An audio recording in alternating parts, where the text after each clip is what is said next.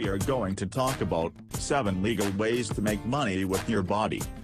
There are lots of ways to make extra money aside from picking up a second job or third. Selling your body for scientific or medical purposes is a legitimate and legal way to earn a little bit of extra cash. Despite advances in medicine, doctors and scientists still rely on donors to supply certain biological materials such as plasma, sperm and eggs. These things can be legally sold for a profit, while giving you the satisfaction of knowing you're helping others. While some can bring in extra money quickly, others require a lengthy time commitment.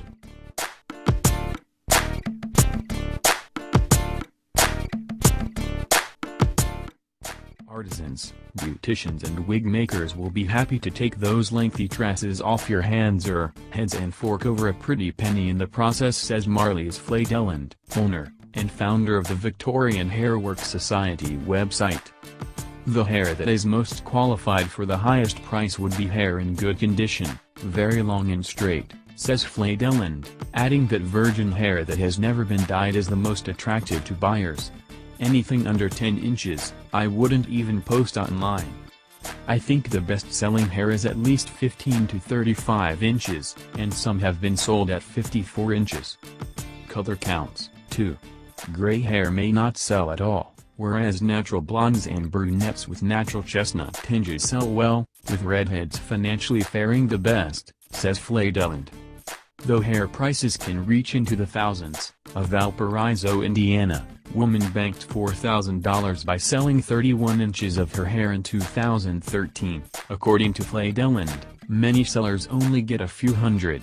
Flay-Deland's website isn't the only player in the international hair-selling market. You can also hawk your luscious locks through sites such as hairselling.com, buyinsellhair.com or Craigslist.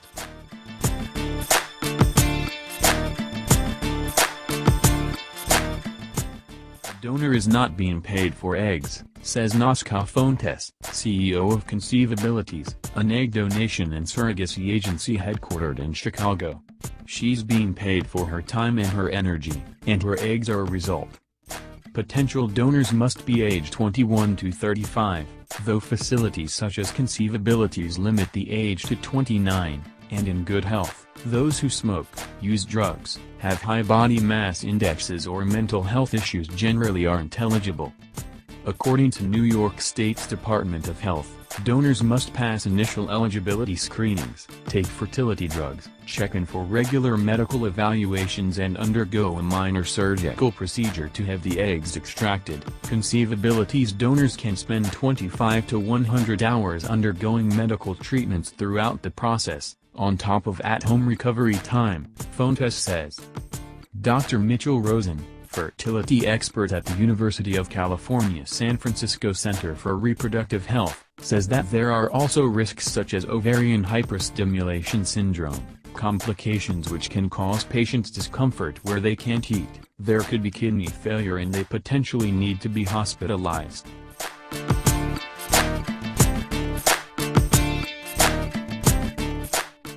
There's this myth that a surrogate is carrying her child and giving it away, Fontes says. In reality, gestational surrogates carry the sperm and egg from another couple until the child is born.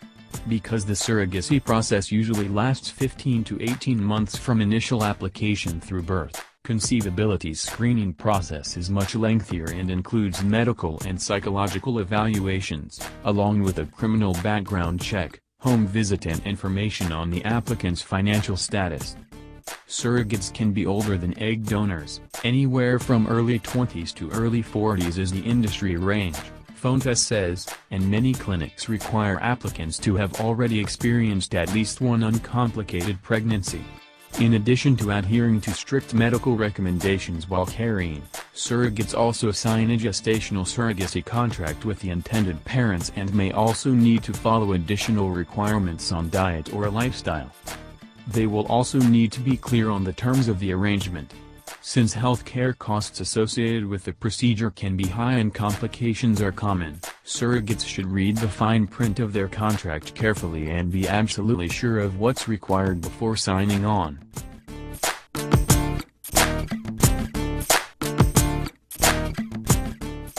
You can legally sell your own breast milk, but please don't, says Sarah Keem, a principal investigator for Nationwide Children's Hospital in Columbus, Ohio. For a study published in October 2013, Keem's team purchased more than 100 samples from an online vendor and found that nearly 3 out of 4 were contaminated with either abnormally high levels of bacteria or with bacteria linked to disease. I imagine people are generally well-intentioned and do want to be compensated for their time and effort. However, there isn't really a good way for people to ensure that even their own milk is safe and clean, says Keem. Keem's team also found that in 2011, there were more than 13,000 postings from people looking to exchange breast milk across just 4 breast milk sales sites. People that want to help out someone else, someone who has excess breast milk and really doesn't want to see it go to waste. There are other alternatives, like donating to one of the non-profit milk banks, which screens donors and donations, Keem says. That way, you can know that your milk is processed and made available to a baby that needs it.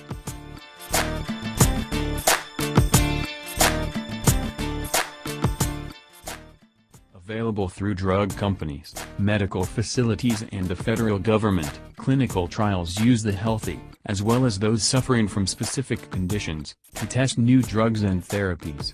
It's possible to make money by participating in clinical trials, but there may be risks, says Arthur Kaplan, Division of Medical Ethics Director at the New York University Langone Medical Center in New York City. Most clinical trials that are going to pay you are going to be studies early on in the development of the drug or vaccine. There won't be much safety information except from animals, he says. Those risks are something you have to ask about, take very seriously, and to some extent, you're in the unknown. Testing facilities are required to inform participants about any known risks, but Kaplan also advises participants to ask about what the animal trials of the treatment show.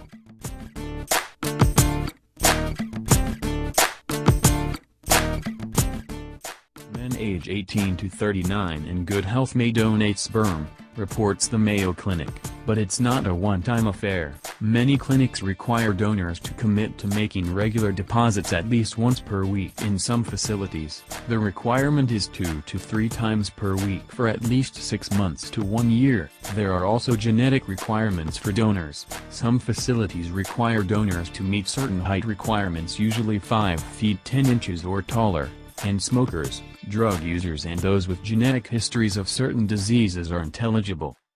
Kaplan says there are no physical risks to donating sperm, but donors who want to stay anonymous may face problems. There is always a risk that if you donate sperm, you're going to have children that may be created that would find out or seek you out or learn your identity despite promises of confidentiality, he says. Even with legally binding confidentiality agreements in place, some clinics, like the Sperm Bank of California, include disclaimers about donor identification. It warns that the internet and new technologies such as DNA testing services increase the ability for donor-conceived offspring to identify their donors.